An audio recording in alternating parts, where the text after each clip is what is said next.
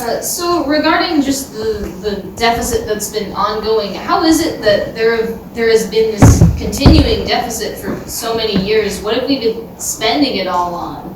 All the wonderful things we're doing. So, Not charging you as much. Which again would beg the question, how much would we need to be charged in order to keep things afloat, and why hasn't that come up as a consideration? Yeah, every year I have parents say, don't you please don't raise tuition.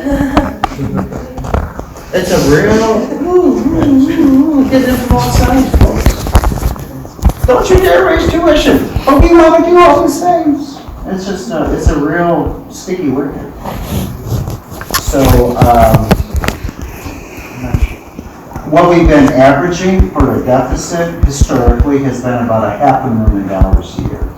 So if somebody wants to do the mental math and tell me, well, how much would that cost per student more, keep in mind some students are on a lot of scholarships, so they don't pay the same as everybody else. Some people pay more, some people pay a lot less. Some people don't pay anything. Do you not get the money from the scholarships? We give out more scholarships than we get back.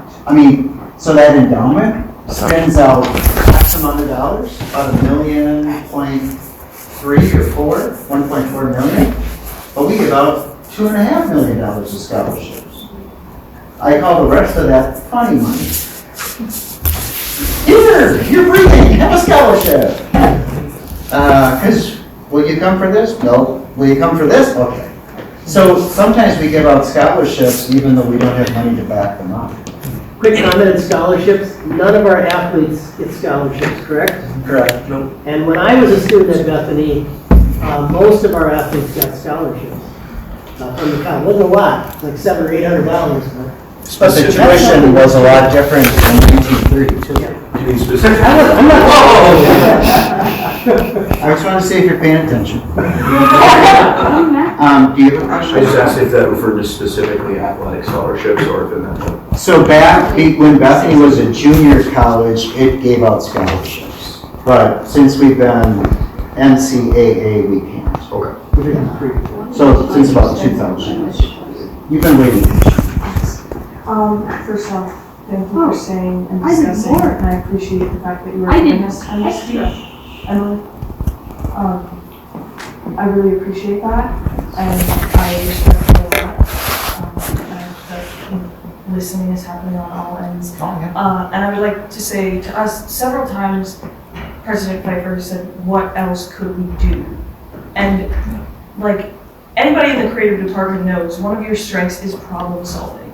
And so I would encourage coming up with ideas. I have a concrete thing that could make money for you, and that's to use the BAC as like a community center and, charge people admission, use it 24 hours a day, or, use our other facilities in that way, rather than just trying to like have the money that we have and cut back so that we keep growing that. Maybe there's more ways to produce and gain money. Yeah. So five out of our 6 strategies are ways to raise revenue. Only one of the 6 is about the budget cuts. But this is a true story. We have a campaign going right now.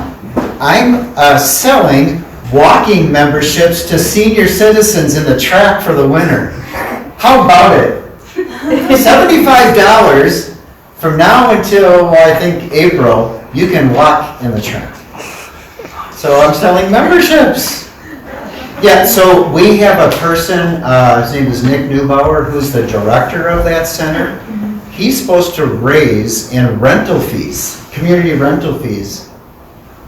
It's either $50,000 or $75,000 a year, which would cover the heat and lights of that place, that type of thing.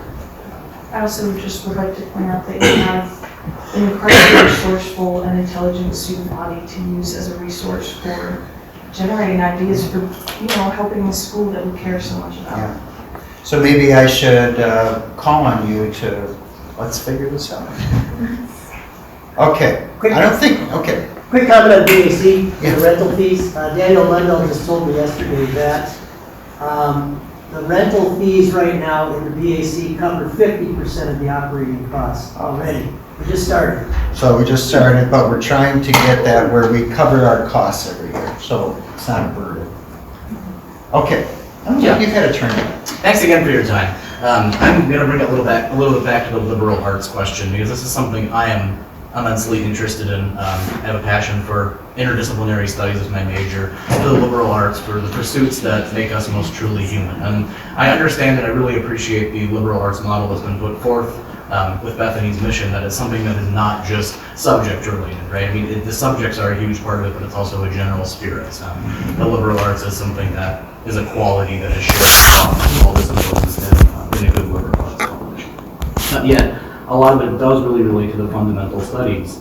And what I remain concerned about is that people on the outside looking for a quality Christian liberal arts education will look at Bethany and see that we don't offer very many of those subjects traditionally associated with the cultivation of the human being and the answering of the fundamental human questions related to truth, beauty, and goodness. Think about history. It is the study of humanity at its most basic. Philosophy is the study of fundamental truths about humanity. It's answering and attempting to ask the big questions that relate most fundamentally to our existence. Speech, what better way to learn to be excellent and effective communicators than through a school-funded speech program. Logic is part of the philosophy department. It's the study of learning how to think and reason clearly. And then, of course, theater could not be more interdisciplinary, right? It's bringing in communication and logic and art, history, and all of these things together into a truly wonderful cross-cultural and cross-disciplinary thing. So my question is, the liberal arts, are we going to keep them as subjects, or is this just a motto that we are going to try to apply across the board? Because I see people looking at Bethany and thinking that we don't care about the humanities, whether or not it's true. I'm just trying to adopt the perspective of someone looking at us and saying, we call ourselves a liberal arts college, but we don't offer liberal arts subjects. So I'm interested in what the response would be to that. I don't know if I can add any more than what's already been said. The liberal arts are infused in every course that we offer. They're infused in the disciplines that are required in the general education courses.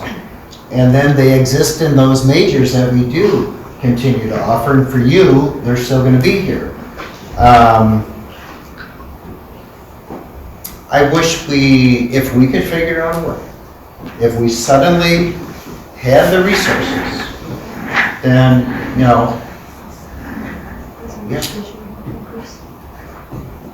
I'll let Dr. Lowry, he's the academic VP. If I might just ask a question of you. Yes. I'm wondering if your question has in mind, as you prefaced it, the thought of quantity. Not necessarily.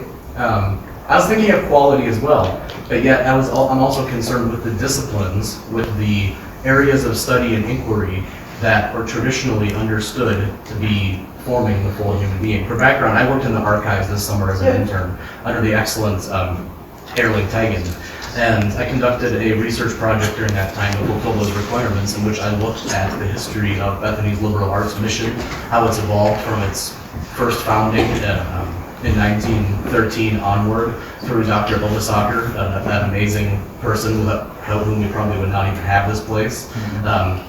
His formulation of the liberal arts all the way through the debates that happened when we became a four-year college.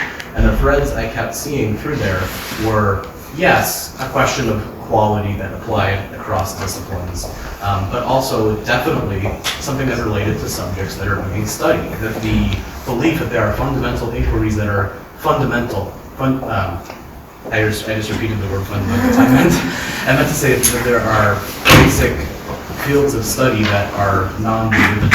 So fields like engineering and computer science and nursing would be considered derivative because they take these disciplines of the sciences, mathematics, and perhaps the humanities to a degree, and they build secondary courses of study on top of it. So I'm concerned with the nature of the programs.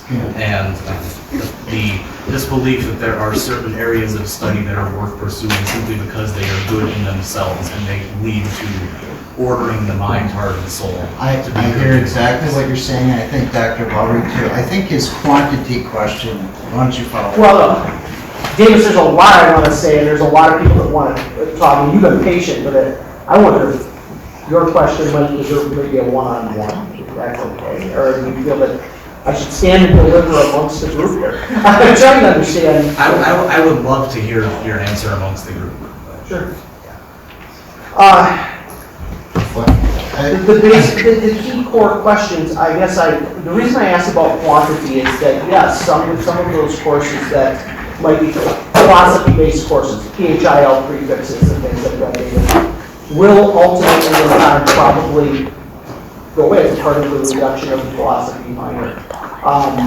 How soon are we answering those essential questions about truth, beauty, and so on within the courses that we have? We probably have to accelerate. I don't want to say accelerate, but we should be asking that right away. Now, I think the beauty of what you're saying in the liberal arts approach that you kind of shared is that you continue to roll that question over time and time again based off of the new layering of information that you receive along the way. I think that's really a key aspect of what you're doing inside your IBS major, aren't you? I mean, Yeah, I think that's fair. and so I'm still hoping that through, and I'm not limiting it to the IBS major, but what I'm saying is that's a place where folks who want to try to do that and understand that.